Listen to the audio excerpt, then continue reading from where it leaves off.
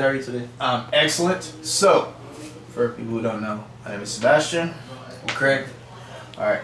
And what we're going to be doing is basically just finding out more information on people who like cosplay on a regular basis. Because to be honest, I just don't have the guts to do it. So, why do you cosplay? I kind of look at it as maybe another form of escapism. Okay. Or, just like the thrill you have every year with Halloween where you get to dress up as someone that you're not and you get to pretend to be another character. Okay. You get to experience that same sensation, whenever you want. Okay. It's kind of cool. It's kind of legit. So how many different characters have you been so far?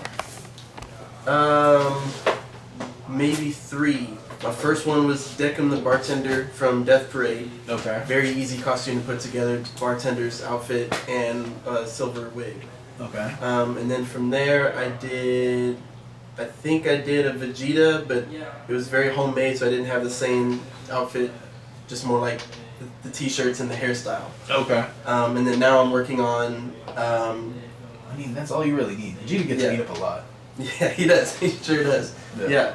You don't have to do Goku. He's always like fresh. Yeah. He just got his stuff straight out of the laundromat, Unless ready to go. Unless he's about to die. Mm-hmm. And then you could always play almost dead Goku, but I don't think anybody wants to do that. To get accurate Vegeta, you can just roll around in the ground for 10 to 20 minutes, and Yeah. then you get the good, the good look. Yeah.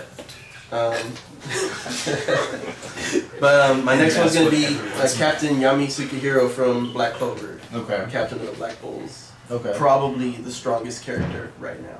They just haven't acknowledged that. I see where you're coming from. I really can't argue it. The right people haven't fought to see who's on top. They really have. But on raw power level that they've shown, probably Yami right now. No, probably. Yeah, you're probably right on that one. Okay, and how long have you been cosplaying? Maybe 2 years. Anime Matsuri 2017, I think. Okay. So what made you start like 2 years ago? To be honest, my fiance kind of dragged me into it. She went to Anime Matsuri 2016, and I didn't. And then I went 2017. That's when I first decided, well, if I'm going to go, let me at least try as Deckham. Then I went and I met a couple other Deckhams. Okay. And then I saw Korra from Avatar, the second reboot, and I met a couple other people. It's just cool talking to, recognizing characters that you see in a show, and then you meet the person cosplaying them and then kind of interact that way. Okay, that's pretty dope. Mm-hmm. So would you say that there's like an entire community that a lot of people haven't even like seen or heard of due to like cosplay? How do you mean? Like, I mean, it seems like there's like an entire avenue of kind of like a culture, as per se, of like just cosplay. Right. So a lot of people, you'll see like the larger accounts on Instagram or Facebook, people that cosplay have different outfits, maybe once or twice a week. And then that can be used to put on your social accounts to kind of generate a larger profile and kind of get yourself out there more. But there are also other people who like to solely go to the cons and just dress up as different characters, or maybe not even specifically a character, just a security guard for X company from a video game or something like that, and then interact solely through dressing up. Okay. And would you say that you do more of the latter where you go to like the cons and things like that, or more of like the posts on like Facebook or Instagram and stuff?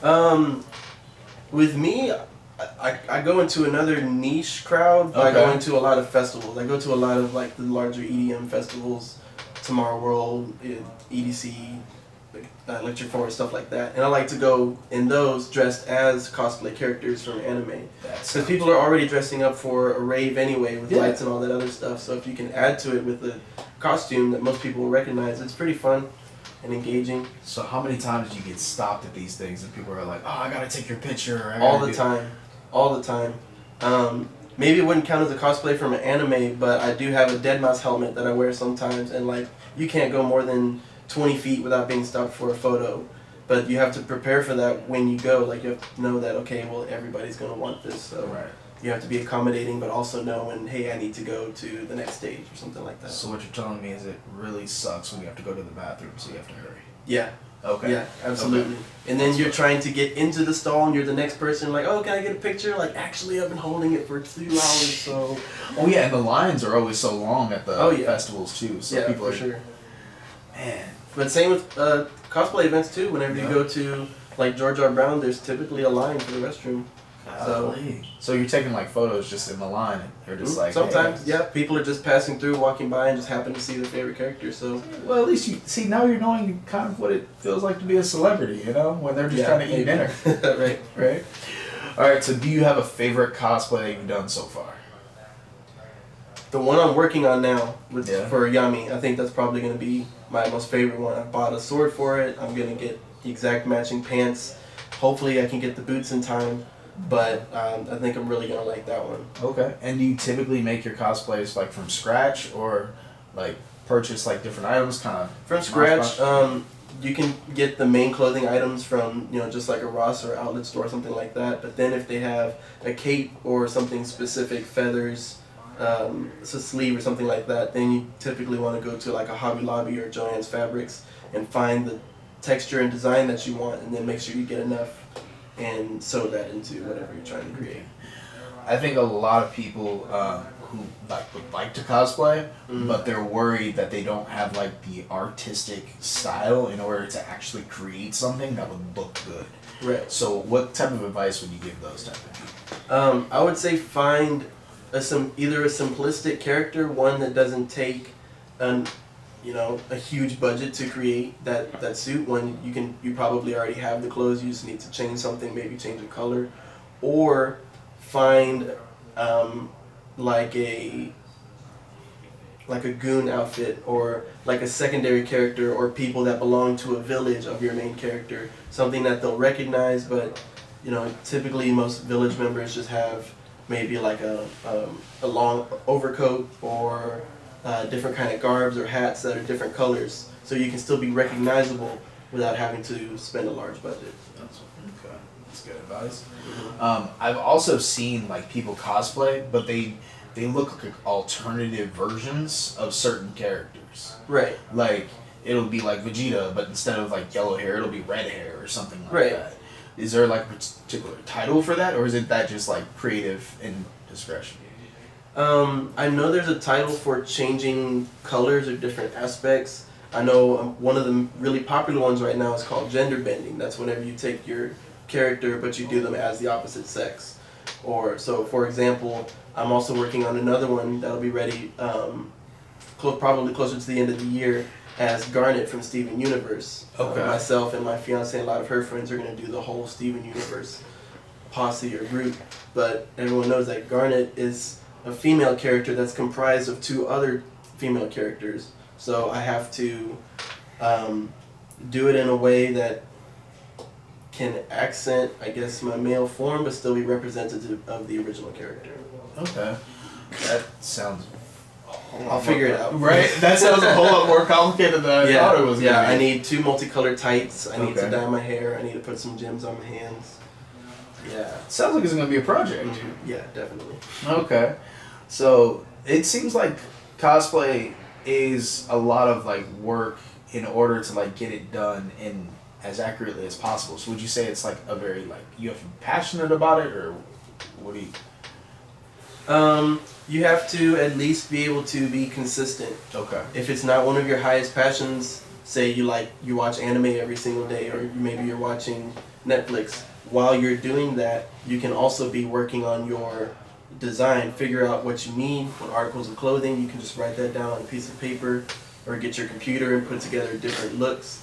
Then you need to figure out when can you go purchase those items, when can you go to a local store and get the utilities that you need. And then just kind of continues to take maybe 20 minutes a day or 30 minutes a week, whatever you can afford, and put a little bit of time into creating it so it looks pretty good. Okay.